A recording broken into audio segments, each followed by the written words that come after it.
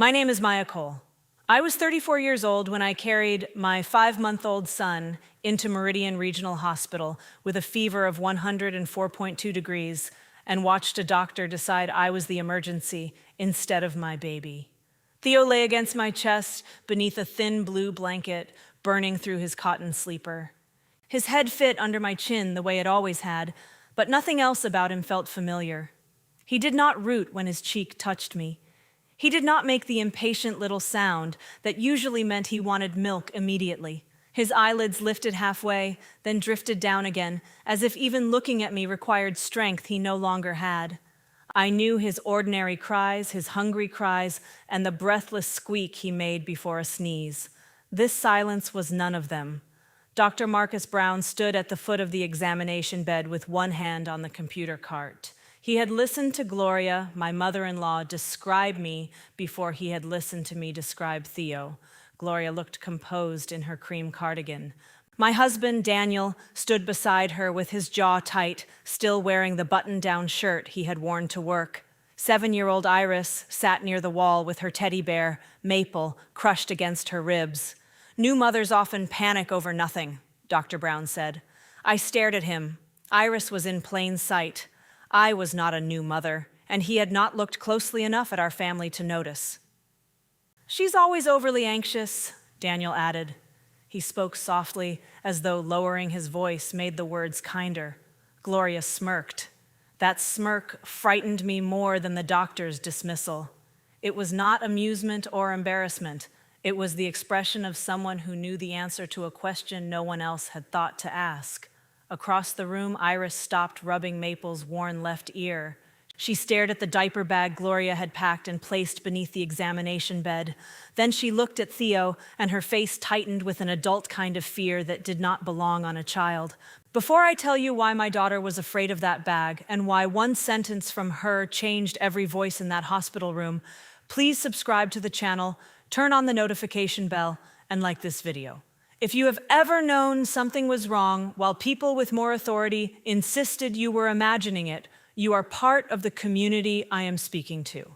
What happened to us taught me that being calm and being silent are not the same thing. To understand what Iris knew, I need to take you back 36 hours to a Tuesday morning when Theo's fever was low enough for everyone except me to call it ordinary.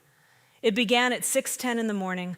I remember the time because I wrote it in the orange spiral notebook I kept beside Theo's changing pad. His temperature was 101.6. He had taken less than half his usual feeding and had only one damp diaper since the middle of the night. Daniel was knotting his tie in the bedroom mirror when I told him. He feels wrong, I said. Daniel touched the back of 2 fingers to Theo's forehead. He feels warm. Warm is not the same as wrong. He glanced at the orange notebook in my hand. It held feeding times, sleep intervals, temperatures, and every dose of anything either child had ever been prescribed. To me, the notebook turned fear into facts. To Daniel and Gloria, it had become proof that I looked for problems. Call Patel when the office opens, he said. I've got the foundation review this morning, but I'll keep my phone on. It sounded responsible. Daniel was good at promises that fit inside a calendar. The trouble came when responsibility required him to disappoint his mother. Dr. Nisha Patel's office brought us in before lunch. Theo's temperature had climbed and he cried when the nurse prepared to collect a urine sample, but I felt relief at the sound. His anger was recognizable. His silence had not been. The preliminary urine test indicated a bacterial infection. Dr. Patel explained that babies Theo's age could worsen quickly, but she was not theatrical about it. She gave him the first dose of a pink liquid antibiotic in the office, sent the remaining prescription to the pharmacy, and wrote the warning signs on our discharge instructions. If the fever reaches 104, if he becomes difficult to wake, refuses feeds, or has fewer wet diapers, take him to the emergency department, she told me. Do not wait for the culture result. I repeated the instructions so she could correct me if I misunderstood. Then I wrote them in the notebook. Dr. Patel did not call me nervous for asking whether the medicine should be refrigerated or what to do if Theo spit part of a dose out. She answered each question, watched me measure the practice amount, and asked me to explain the plan back to her. That small exchange mattered because it showed me what competent care felt like. I did not leave believing nothing could go wrong. I left knowing what we were treating, which changes mattered, and when waiting would become unsafe. Iris had been 7 months old the first time she became sick enough to frighten me. I had learned then that babies did not present adults with neat lists. A mother assembled meaning from small changes, a cry 1 note lower, a bottle abandoned too soon, a gaze that failed to follow movement. None of those observations made me a physician. They made me the person who knew what normal looked like before illness altered it. Dr. Patel treated that knowledge as useful rather than embarrassing. On the drive home, Theo slept more heavily than usual, but he had been examined, handled, and made to swallow medicine. I told myself exhaustion was reasonable. I told myself treatment had begun. I told myself facts were supposed to quiet fear. Gloria's car was already in our driveway when I arrived. She let herself in with the spare key before I had unfastened Theo's carrier. By the time I entered, she had put a kettle on and cleared a space on the kitchen counter for the pharmacy bag I was carrying. "Daniel said my little man was sick," she said, reaching for the carrier. I kept one hand on its handle. "He has a urinary infection. Dr. Patel started antibiotics." The warmth left Gloria's face for a fraction of a second. "For a fever?" "For the infection causing it." Doctors hand out antibiotics like candy now. Daniel had fevers all the time, and I didn't fill him with chemicals every time he sneezed. I removed Theo's hat and checked the color of his lips. "This isn't a disagreement, Gloria. He was tested." She raised both hands. "I came to help, Maya. You look exhausted." That was how she did it. A challenge arrived first, then concern wrapped around it so neatly that objecting made me appear ungrateful. When my mother died, I was 20. Years later, when Daniel and I married, Gloria brought soup when I was sick, sat beside me after a pregnancy loss, and called every week while I carried Iris. Her care had once felt like an answer to an absence I never stopped carrying. I did not notice the price immediately. Advice became expectation. Expectation became permission. By the time Theo was born, Gloria entered our house without knocking and rearranged the nursery because she said experience had taught her better. Daniel understood the pattern differently. His father had left when he was 8, and Gloria had worked long shifts while raising him alone. Every family story ended with the same lesson. She stayed when someone else abandoned him. Her sacrifices were real, which made challenging the power she built from them feel cruel. If I questioned her, Daniel heard me questioning the years she had kept food in their refrigerator and shoes on his feet. If she insulted me, he heard an exhausted mother failing to phrase concern perfectly. He called that fairness. For years, I had accepted smaller boundaries being crossed because each one seemed unworthy of a family rupture. A drawer reorganized without asking. A school decision discussed with Iris before me. A holiday invitation accepted on our behalf. Nothing alone looked dangerous.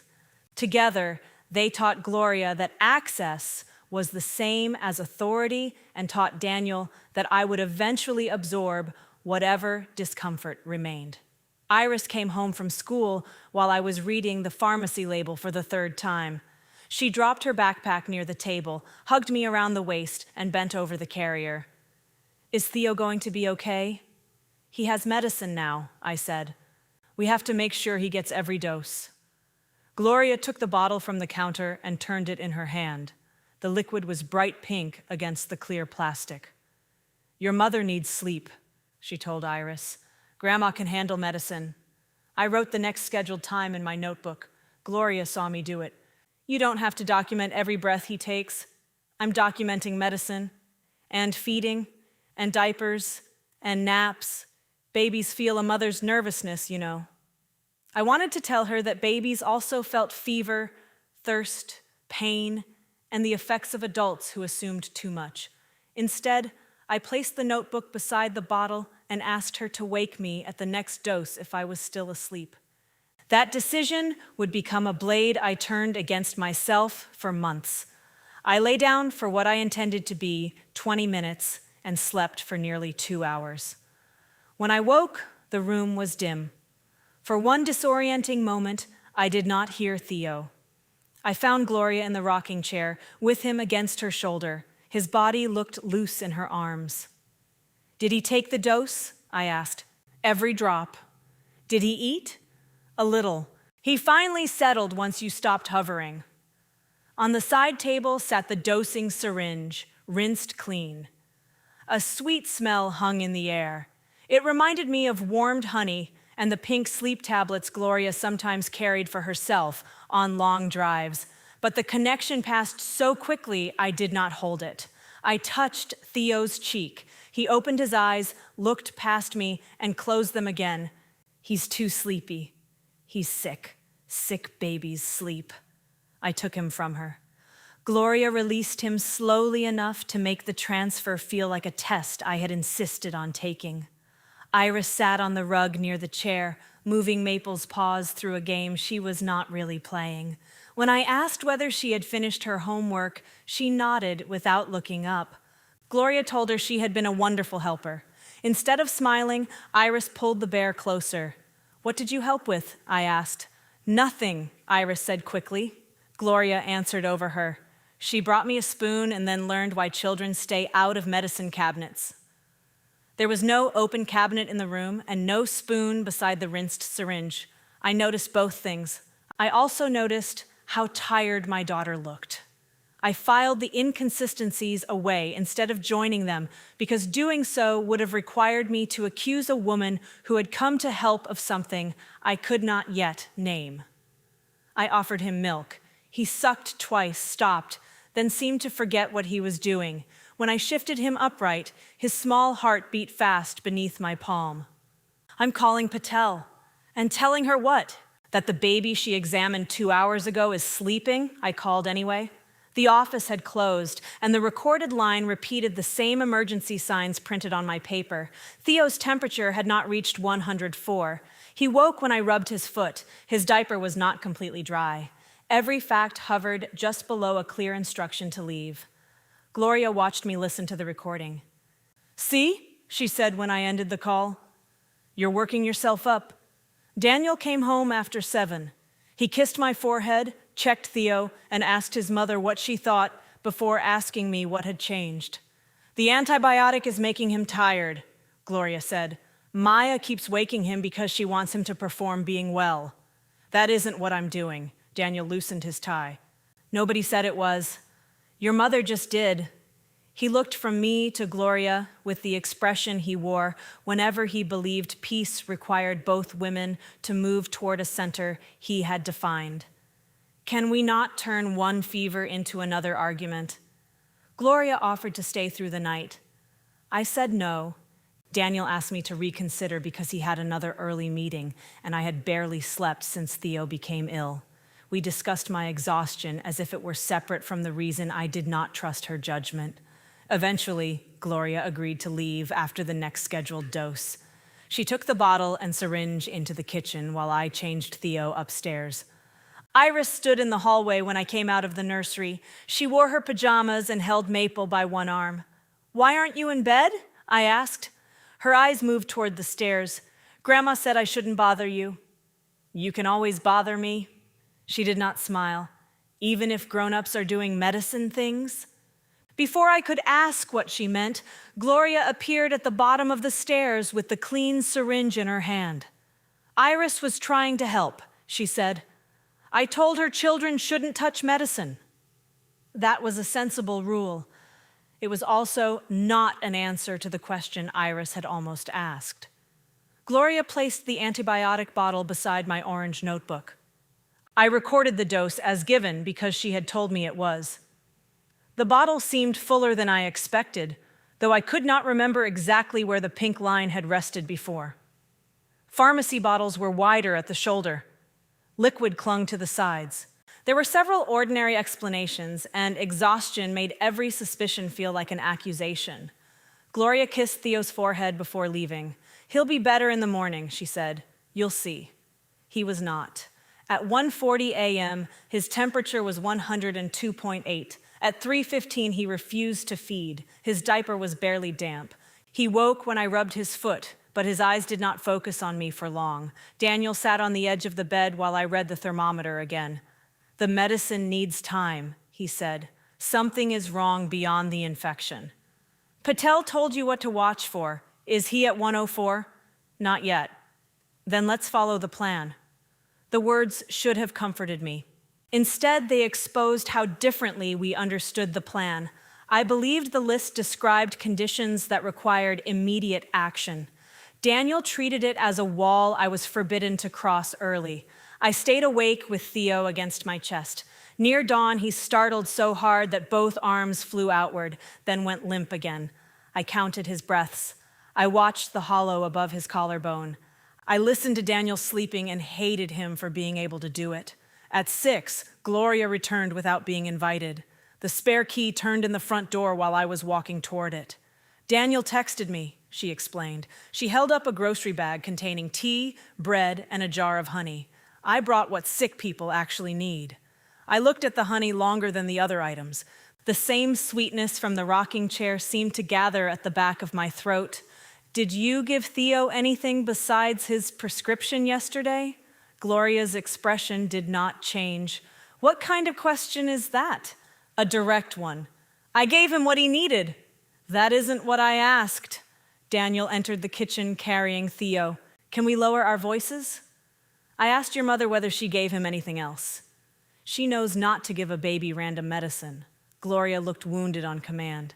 "After everything I have done for these children, she is treating me like I'm dangerous." Iris stood at the edge of the hallway in her school uniform, Maple tucked beneath her arm, even though she was not allowed to take him to class. Her face went pale when she saw the honey jar. "Iris?" I said. She looked at Gloria before answering. "I don't feel good." Daniel decided she should stay home. Gloria volunteered to watch her. The solution placed both my children with the person I had just questioned, yet Daniel presented it as the only practical response because his project review could not move and I needed to focus on Theo. I refused. Iris stayed with us and Daniel worked from the dining table while Gloria remained because no one had actually asked her to go. At 8, I prepared to give Theo the next antibiotic dose myself. Gloria watched from across the counter. "You'll upset his stomach again. He needs the prescribed dose." I drew the pink liquid into the syringe. Theo swallowed slowly, and a thin stream ran from the corner of his mouth. I wrote the time in the notebook. It was the first home dose I had personally seen enter him.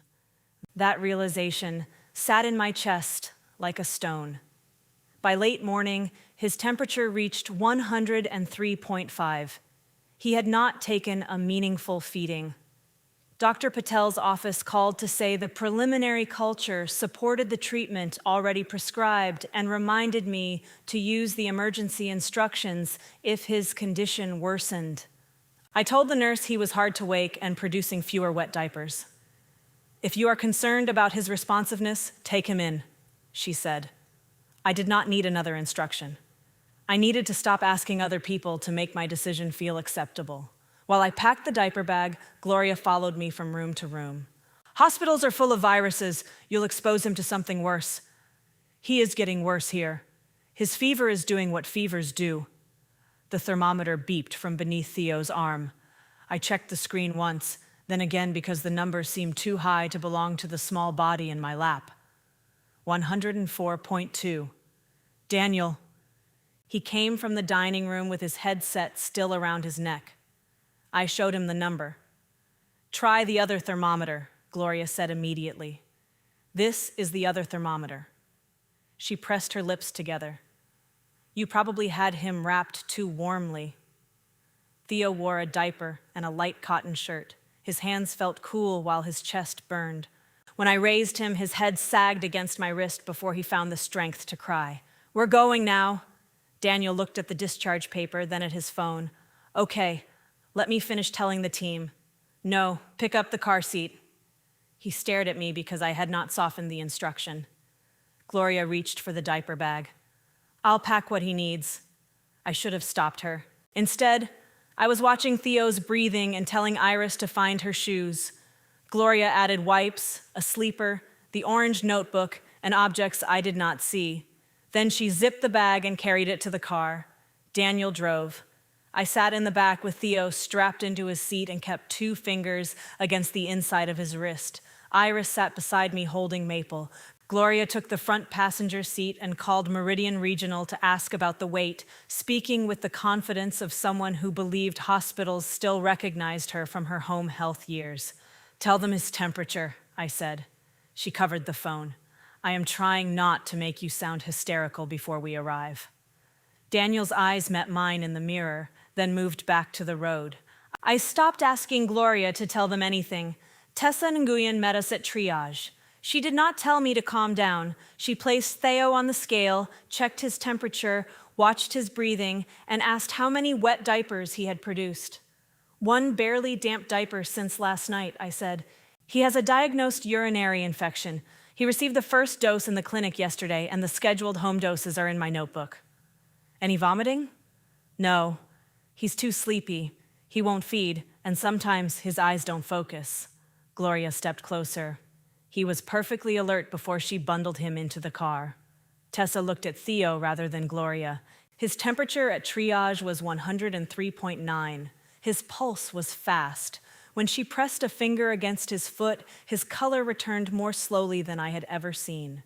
She asked when he had last completed a full feeding and whether every prescribed dose had been given. I opened the notebook to answer. 4 scheduled entries appeared after the clinic dose. Only 1 documented a dose I witnessed. "His grandmother helped overnight," I said. Gloria corrected me before Tessa could respond. "I administered everything exactly as required." Tessa entered that statement too. She did not challenge Gloria, but she did not replace my history with hers. For the first time since we had left Dr. Patel's office, 2 conflicting accounts existed on a record instead of only inside my marriage. She entered every number into the computer and marked the time. "I want him evaluated promptly," she said. Those words gave me enough relief to make my knees weak. Then Dr. Brown entered the examination room. He greeted Gloria by name. She reminded him that she had brought home care patients through Meridian for years. Within a minute, their familiarity had established her as the reliable adult in the room. I gave him Dr. Patel's paper and opened the orange notebook. Brown glanced at the first page without scrolling through the clinic record on his screen. "His temperature came down a little in triage," he said. "It is still 103.9. Fevers fluctuate.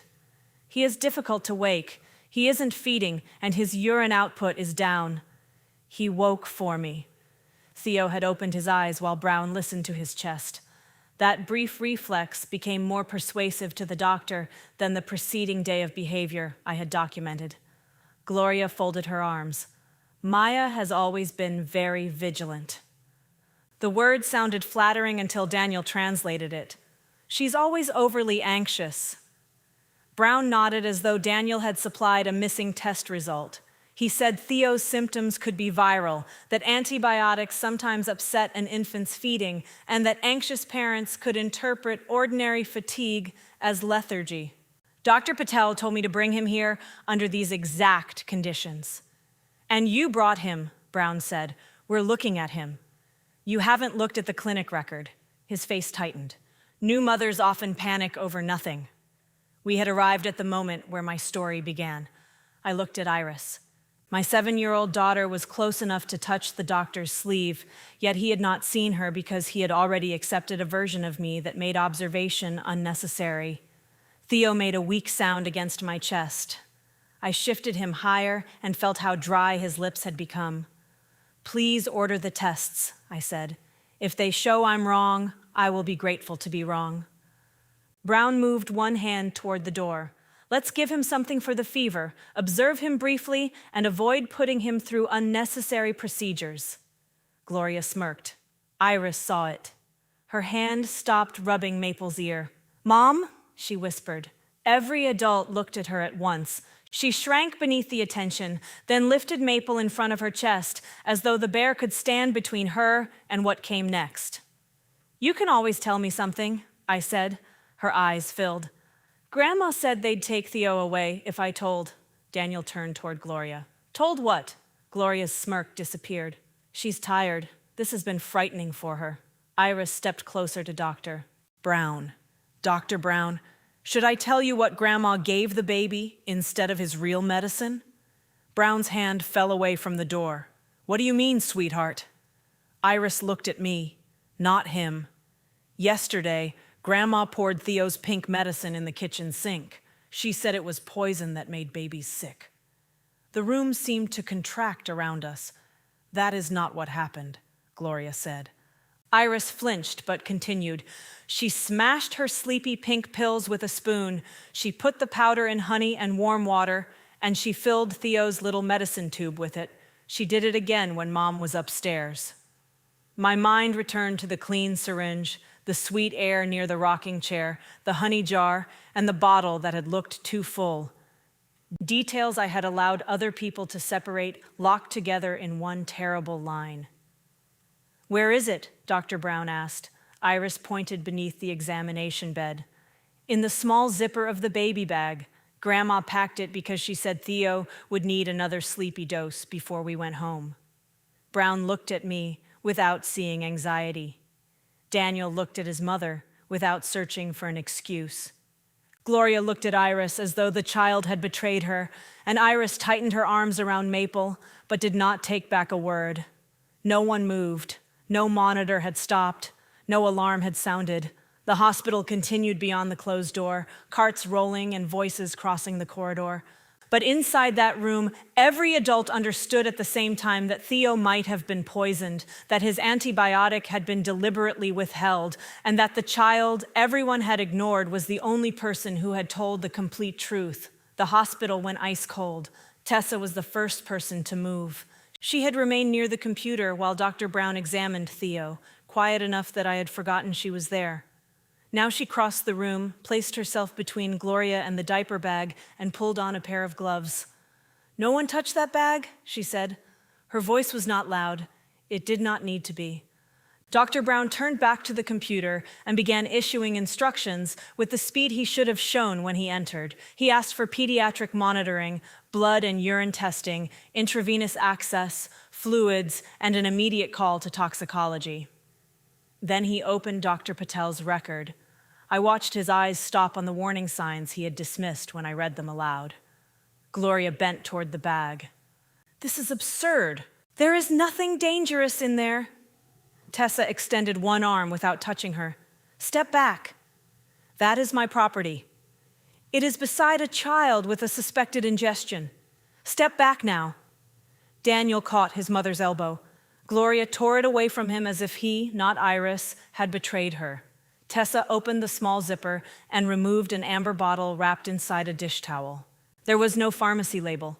A pale, cloudy liquid coated the bottom, and something grainy had settled beneath it. The sweet smell reached me as soon as she loosened the cap.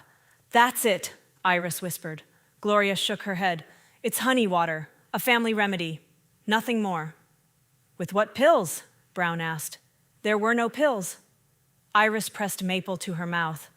Gloria looked at her with a warning that had worked at home. It did not work now. "The pink sleepy ones," Iris said. "From Grandma's purse." Brown's face changed again. "Diphenhydramine?" Gloria said nothing. The question did what my temperatures, Dr. Patel's instructions, and Theo's condition had failed to do.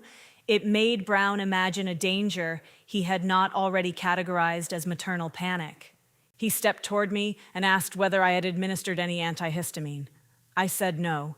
He asked Daniel. Daniel said no and looked toward his mother. Gloria began talking about traditional care, sensitive babies, and how little medicine she had used. Brown stopped her. "I need the name, the amount, and the times. You're making this sound criminal. I am trying to treat an infant whose history is no longer reliable." That sentence stripped Gloria of the role she had occupied since we arrived. Her confidence had been accepted as evidence until Iris supplied facts confidence could not survive. I felt no satisfaction. The reversal had come only after Theo was too weak to cry. The next several minutes happened around me so quickly that memory preserved them as flashes.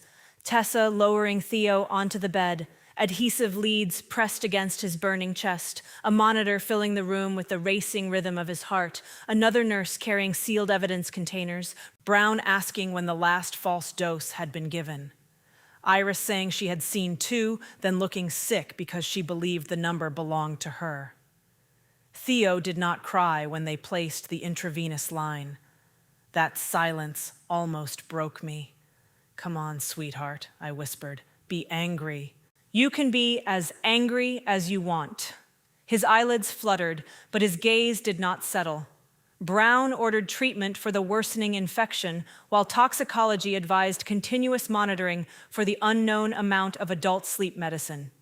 He did not tell me everything would be fine.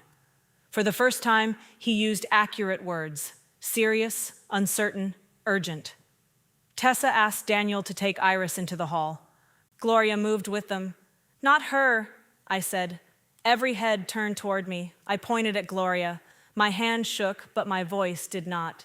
"She does not go anywhere with either of my children." Gloria stared, as though I had struck her. "Maya, you are frightened and not thinking clearly." "That sentence does not work anymore." Tessa called hospital security and pediatric social work. Gloria was directed to a separate waiting area. She protested until the door closed between us, still insisting everyone had misunderstood her intention. Daniel remained in the doorway with Iris. He looked divided even then, one foot pointed toward his mother and the other toward his son. "Take Iris where Tessa tells you," I said. "Then come back if you are capable of being Theo's father before being Gloria's son." He flinched, but he nodded. Theo's heart rate stayed dangerously fast. His fever began to come down after treatment, yet his responsiveness did not improve with it. That difference destroyed the last comforting explanation. The fever was not solely responsible for the way he drifted away from me. The pediatric team transferred him upstairs for intensive monitoring. I walked beside the rolling bed with one hand around his foot because cables and nurses occupied every other part of him. Daniel followed several steps behind. Neither of us spoke in the elevator. At the pediatric intensive care entrance, the doors opened only after a camera verified the staff badges. That mechanical pause felt endless. I remember thinking that a locked door could protect Theo from strangers, while the spare key to our home had protected him from no one. Daniel reached for my shoulder as the bed passed through. I moved before his hand touched me. He let it fall. In other crises, I had leaned into him automatically. That night, his comfort felt tangled with the harm because he had taught everyone in the room how to discount me. I could not separate the husband who loved Theo from the man who had helped make urgency sound irrational. He asked what I needed. I gave him tasks. Call Dr. Patel's office, bring the pharmacy receipt, find the photographs I had taken of the bottle after we collected it, make sure Iris ate. Practical responsibility was the language Daniel understood best, and for once I refused to let him use it as a substitute for emotional truth. Completing the list would help us. It would not settle what stood between us. The first night became a sequence of numbers: temperature, heart rate, oxygen level, fluid amount, time since his last wet diaper. Each number appeared on a screen or in my orange notebook, but nobody called the notebook obsessive anymore. The pediatric physician explained that Theo showed a worsening bacterial infection and significant dehydration. His abnormal drowsiness and rapid heart rate were also consistent with exposure to the medication Iris described. They could treat what they observed, while laboratory specialists identified what remained in his body and in the amber bottle. "Is he going to die?" I asked. The physician did not hide behind reassurance. "He is very sick. He is also where he needs to be, and he is responding to the first treatment. We are watching him continuously." I sat beside the crib and held 2 of Theo's fingers. They curled weakly around mine. That movement was small enough to miss if I had not spent 5 months learning the force of his grip. Daniel stood across from me. Maya, I didn't know. I looked at Theo. Neither did I. That isn't what I meant. I know. You mean you didn't know exactly what your mother did, so you want that to separate you from everyone who ignored the signs. He lowered his head. I should have listened. You should have stopped helping her make me unbelievable. The words landed between us without the relief anger sometimes promises. I had wanted Daniel to admit I was right for so long. Hearing him begin did not repair the hours Theo had spent getting sicker. Asha Green, the pediatric social worker, entered shortly after midnight. She explained that suspected medication tampering required a safety report. She spoke directly to me instead of around me, and made clear that the purpose was to determine how Theo and Iris could be protected. My stomach tightened at the word report. Gloria had chosen the exact threat that would silence Iris because she knew a mother would hear accusation inside any mention of child protection. Iris thinks telling will make you take Theo away from me, I said. Then the first thing we do is tell her that she is not responsible for adult decisions, Asha replied. The second thing is make sure she does not have to tell this story to every person who enters the building. Iris was waiting in a consultation room with Maple. Daniel sat several chairs away, leaving space as if he no longer trusted himself to claim comfort from her. When Iris saw me, she ran forward. Maple's worn ear caught on the arm of a plastic chair. The seam tore as Iris pulled free, leaving the ear hanging by a strip of cloth. She stopped and stared at the damage. I broke him, she said. No. I knelt and gathered her and the bear together. A chair caught him. We can fix an ear. Her face collapsed against my shoulder. I should have told you yesterday. Grandma scared you, but Theo got sicker. Because an adult made a dangerous choice, not because a child was frightened. I repeated it until she could hear the difference. Asha told her the same thing in simpler words. Daniel tried to speak, but Iris turned into me, and he accepted the rejection without making her responsible for his pain. A trained child interviewer spoke with Iris once, with Asha nearby, and no family member directing her answers. Iris described the spoon, the tablets, the honey, the kitchen sink, and the 2 occasions she witnessed. She remembered Gloria saying the antibiotic was poison. She remembered being told that authorities would blame me and remove Theo if she interfered in grown-up medicine. Her account did not sound rehearsed because it contained the details children notice rather than the conclusions adults construct. The pill powder clung to the honey. Gloria rinsed the spoon twice. Pink liquid made a line around the kitchen drain before disappearing. The amber bottle was warm when Gloria placed it in the diaper bag. Iris also described the threat in the order Gloria had built it. First, Gloria said, children obey adults. Then she said medicine decisions were private. Only when Iris asked whether the mixture could hurt Theo did Gloria say the police would blame me and strangers would take the baby. She had not frightened Iris in one impulsive sentence. She had tightened the fear until silence felt like protection. After the interview, Iris asked Asha whether telling the truth meant she had broken a promise. Asha explained that a promise used to hide danger was not a responsibility a child had to keep. Iris repeated the answer to Maple before she could repeat it to herself.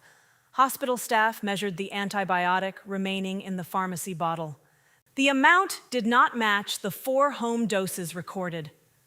Less medicine had left the bottle than Gloria claimed, even accounting for what Iris saw poured away. Some scheduled doses had been discarded. Others had not been prepared at all. The orange notebook established when each dose should have occurred. Pharmacy records established what had been dispensed. Dr. Patel's notes established the first supervised dose and the warning instructions. Tessa's triage record preserved both my account and Gloria's insistence that every dose had been administered correctly. By morning, testing detected diphenhydramine in Theo's system. Later analysis of the amber liquid identified the same adult sedating ingredient in a sweet mixture consistent with Gloria's description of honey water.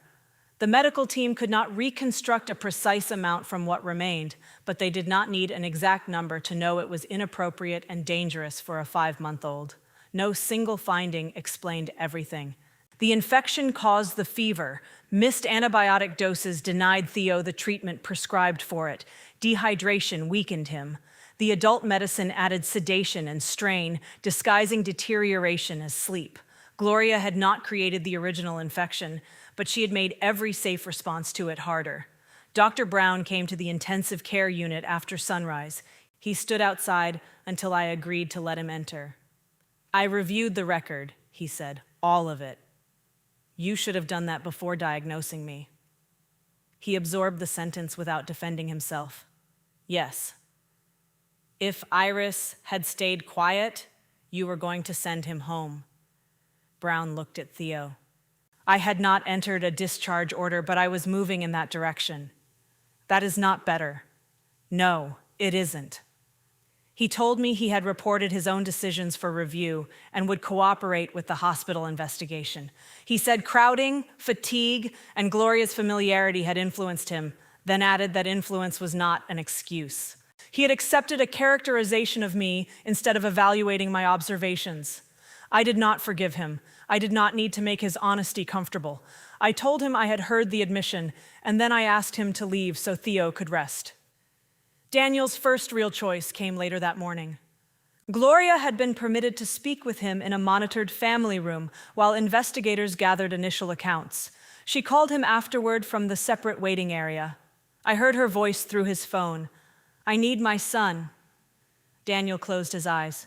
"Your son needs you too," I said, looking at Theo.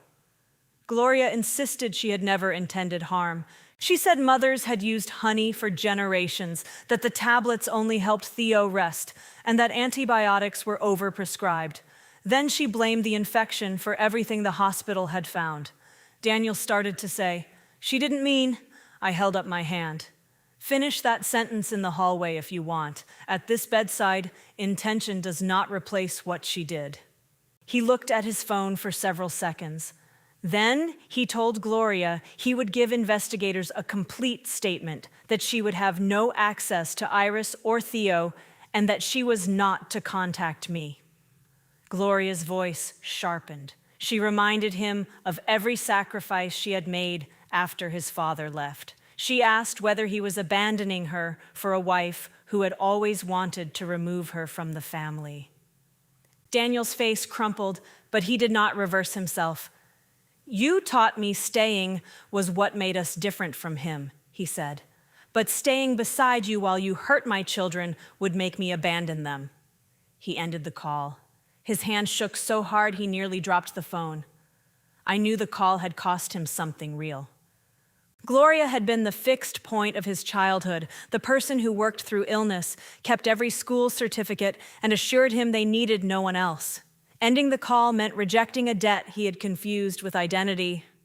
I could understand that pain without rescuing him from it. "She will call this betrayal," I said. "I know. She will tell you I forced you. I know. And when Theo is better, she will expect his recovery to erase what happened." Daniel looked through the glass toward our son. "Then I will have to remember that getting better does not make the danger acceptable." It was the correct answer. I did not reward him for arriving at it after the cost had been paid by our children. That decision mattered. It did not heal our marriage. Daniel showed investigators a message Gloria had sent while I slept the previous afternoon. She had written that she had handled Theo's medicine and that I finally needed rest. Daniel had responded with a thumbs up without asking what handled meant. "I thought she meant the prescription," he told me. "You thought whatever allowed you not to ask." He nodded. "Yes." I told him he could remain at the hospital as Theo's father. He could attend medical updates, bring food for Iris, and take responsibility for the practical work he had once used as proof that he was a good husband. He could not come home with us when Theo was discharged. Daniel did not argue. He arranged an extended stay room, contacted a locksmith to change our locks and entry codes, and asked an officer overseeing the property exchange to recover Gloria's spare key. When the key was returned in a clear evidence envelope, he handed it to me without asking for praise. Gloria's version of events changed as evidence accumulated. First, she denied using tablets. Then she claimed Iris had confused a vitamin with medicine. When the preliminary laboratory result contradicted that, she admitted preparing the remedy, but claimed I had given permission. The orange notebook, our messages, and every conversation at Dr. Patel's office showed otherwise. The deepest proof arrived from Gloria's own phone after investigators obtained lawful access. Messages to a private natural remedy group described the antibiotic as poison. She wrote that she had discarded it, substituted her method, and expected Theo's improvement to prove I had been overreacting. She discussed keeping the change from me because I would not understand. The message times aligned with my notebook. One appeared minutes after I lay down. Another followed the dose Gloria claimed to have administered before leaving. In one exchange, someone warned her not to give adult sleep medicine to a baby. Gloria replied that she had spent her life caring for sick people and knew what she was doing. That warning mattered because it showed she had not acted without encountering doubt. She had been offered a reason to stop and converted it into another challenge to her authority. Reading those messages ended the last argument about accident. Gloria had not confused bottles in a tired moment. She had made a plan, hidden it, recruited my daughter's silence, and expected Theo's body to become evidence in a contest only she believed she was entitled to conduct. Daniel read the messages once, then he put the printed pages face down. "She used to say she knew me better than anyone because she raised me," he said. "I let that become a reason she could not be wrong. She was wrong before this. I know. No. You know now because the proof is too large to step around. I needed you to know when the proof was my voice." He did not say he would make it up to me. Some harm cannot be balanced by an equal amount of good. He said, "I understand why you may never trust me the same way." That was the first apology from him that did not contain a request. Theo began waking more fully on the second day. His eyes found my face and stayed there. When he became angry at a nurse for adjusting a monitor lead, his cry filled the room so completely that I laughed and sobbed at once. "There you are," I told him. "Be furious." His fever continued to fall. His wet diapers increased with fluids. He accepted a small feeding, rested, then demanded more. The physicians remained cautious, but each ordinary infant behavior felt like a piece of him returning. Daniel stood beside the crib during one feeding and asked whether he could hold the bottle. I said no the first time. He accepted it and warmed a clean blanket instead.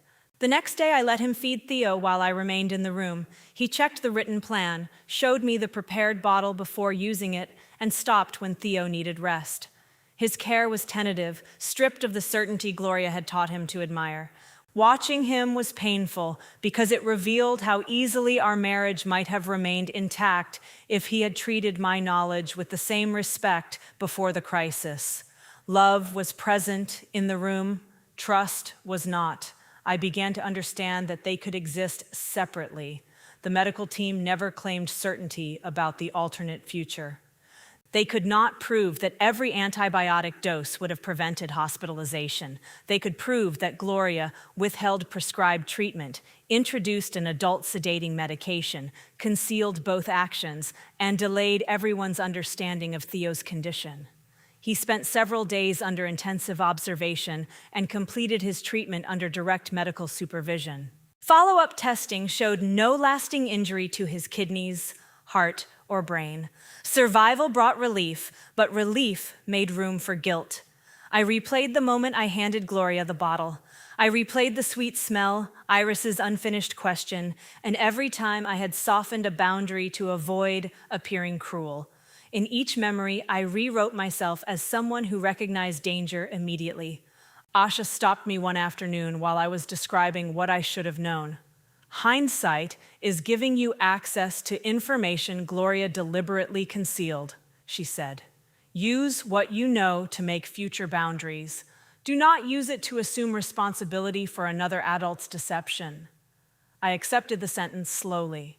Responsibility meant changing what happened next. It did not mean pretending I had possessed facts that were hidden from me.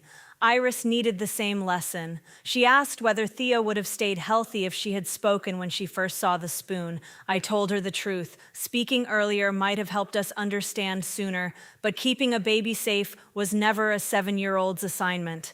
At home, I repaired Maple's ear with blue thread. I did not hide the seam.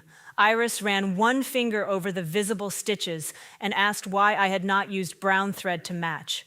Because repaired things do not have to pretend they were never hurt, I said. Theo came home with a written medication plan. Every bottle remained in a locked cabinet. Daniel and I both received the instructions, but no one administered anything without recording it openly. The new system was not built because I had become afraid of everyone. It was built because trust deserved structure. Daniel honored the separation. He came for scheduled parenting time, attended Theo's appointments, brought Iris to counseling, and completed night feedings when I allowed him to stay late. He entered individual therapy before asking me to attend marriage counseling. When Iris refused to talk to him about the hospital, he stopped asking and waited. He also maintained no contact with Gloria. He did not pass along her explanations, ask the children to send cards, or treat my boundary as a temporary punishment that emotion would eventually dissolve. The legal process moved more slowly than Theo's recovery. Medical records, the preserved remedy, pharmacy measurements, Iris's protected account, and Gloria's messages formed one consistent chain. Gloria eventually accepted a negotiated resolution for child endangerment and medication tampering. It carried a custodial consequence, supervised probation, mandatory counseling, and a multi-year protective order barring contact with Iris and Theo. Iris was not required to face her in court. Her protected interview and the corroborating evidence carried the facts without making a child perform courage for a room of adults. That mattered more to me than any dramatic confrontation could have. Gloria had already used Iris once to conceal danger. Accountability would not use her again merely to make justice look satisfying. At the final hearing, Gloria looked toward Daniel, waiting for the old alliance to return. He kept his attention on the written order. I did not mistake his stillness for indifference. Grief moved through him, but it no longer controlled the safety of our children. The court's order had an end date. Our family boundary did not. Gloria told the court that everything she did came from love. I believed she loved Theo. That was one of the hardest truths. Love had not prevented her from treating his body as proof of her superiority. Affection without respect for another person's boundaries was not safety. Daniel did not speak against the sentence or ask me to reconsider contact afterward. He grieved privately for the mother he had believed he possessed and accepted that grief did not entitle him to risk our children. Meridian Regional's review took nearly 3 months.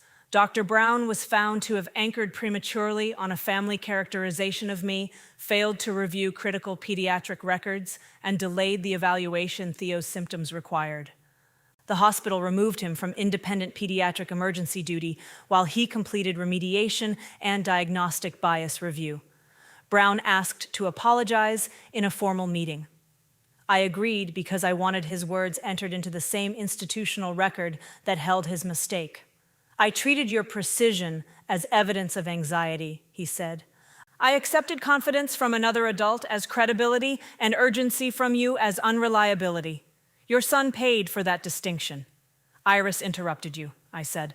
What happens to the next mother whose child cannot speak? That question became part of the hospital's corrective plan. Meridian added a pediatric escalation safeguard requiring senior review before an infant with high fever, lethargy, poor intake, or reduced urination could be discharged. Staff could document a family's concern about anxiety, but the label could not replace evaluation of the reported facts.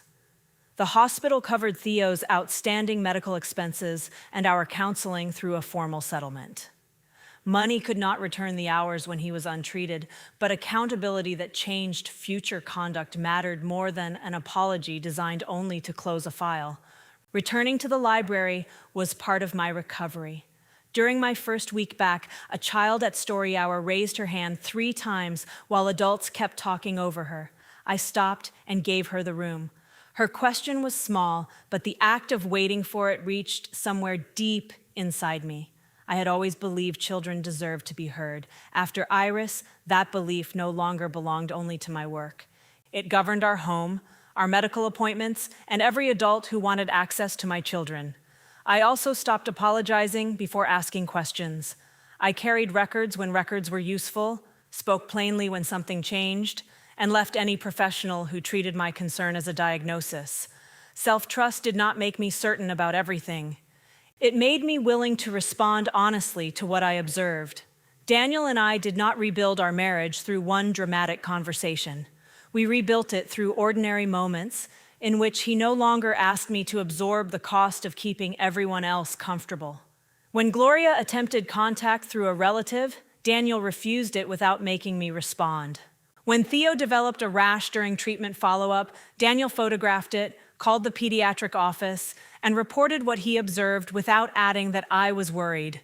When Iris woke from a nightmare, he sat outside her doorway because she did not want him inside, and he stayed there until she slept. Months passed before I invited him to return home. Even then, his key did not represent restored entitlement. We agreed that either parent could act immediately during a child's safety concern, that family access required mutual consent, and that disagreement would never again be resolved by attacking the credibility of the person who noticed danger. Before he carried a suitcase through the door, Daniel stood on the porch and asked whether I was certain. The question was different from asking whether I had forgiven him. I told him certainty was not what I had.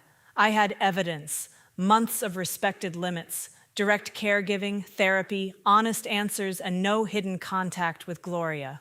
Evidence was enough for a cautious next step. Iris watched him unpack, but did not run to welcome him. That evening, she asked whether he would make Grandma come back. Daniel answered that Gloria would not enter the house or contact them, and that Iris never had to persuade him. Only then did Iris show him where we kept Maple's sewing kit. Trust returned unevenly. Some days I recognized the man I had married. Other days, one careless phrase took me back to the examination room. Daniel learned not to demand that healing proceed according to his discomfort. He apologized, corrected himself, and continued the work. 6 months after the hospital, Theo woke warm during the night. He was 11 months old then, strong enough to pull himself upright against the crib rail and offended that I had interrupted his sleep. That irritation comforted me before the thermometer displayed a number. Daniel came into the nursery while I checked Theo's temperature. Iris appeared behind him in striped pajamas, carrying Maple. The bear's left ear tilted slightly because of my blue stitches. The thermometer beeped, 100.8. For a moment, the sound opened the old room inside me. Brown's hand near the door, Gloria's smirk, Daniel's lowered voice, and Theo's weight burning against my chest. I breathed once and looked at the child in front of me. Theo was alert. His breathing was easy. He reached for the thermometer and complained when I moved it beyond his grasp. His diaper was wet, and he had finished his bedtime bottle. Daniel did not tell me it was nothing. He did not ask whether I had checked too soon or wrapped Theo too warmly. "What do you see?" he asked. "A low fever, normal breathing, good fluid intake, and an angry baby who wants to go back to sleep." "What does the plan say?" I opened the orange notebook. Its earlier pages still held the temperatures people had once used to judge my mind instead of Theo's body. The newest page was blank. Monitor him, offer fluids, and call if his symptoms change. Daniel filled a cup of water for me and sat in the chair without taking over. I wrote the temperature and time, then closed the notebook. Iris approached the crib. "Does he need Maple?" "Maybe Maple can watch the monitor for a little while," I said, "but you do not have to." She considered that, then placed the bear on the shelf beside the baby monitor. She did not grip him like armor. She did not search our faces for a secret assignment. "I have a book to finish," she said. She wished Theo good night and walked back to her room.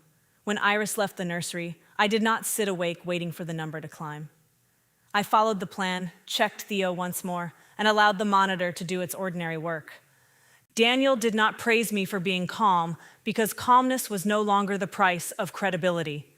When I finally went to bed, the notebook stayed downstairs. I knew where it was. I also knew I could act without using its pages to persuade anyone that I deserved authority over my children. Daniel watched her leave. "She trusts us to handle it." "We have to keep earning that," he nodded. Theo settled against my shoulder, warm, but no longer frighteningly unfamiliar. I could feel the steady pull of his breath and the impatient strength of his hand tangled in my shirt. The thermometer had given me information. It had not accused me of panic, demanded that I prove my love, or asked another adult whether I deserved to be believed. I placed Theo back in his crib. Daniel remained beside me, waiting for my observation rather than replacing it. The orange notebook rested closed on the table. Maple sat beside the monitor with blue stitches visible in one ear. The old spare key opened nothing. The medicine cabinet downstairs was locked, and everyone trusted with its combination understood that access was a responsibility rather than a right. Our home was not safe because every wound had disappeared. It was safe because we had stopped requiring silence to make the family look whole. The house was quiet, not because anyone had been silenced, but because everyone inside it was finally safe enough to tell the truth.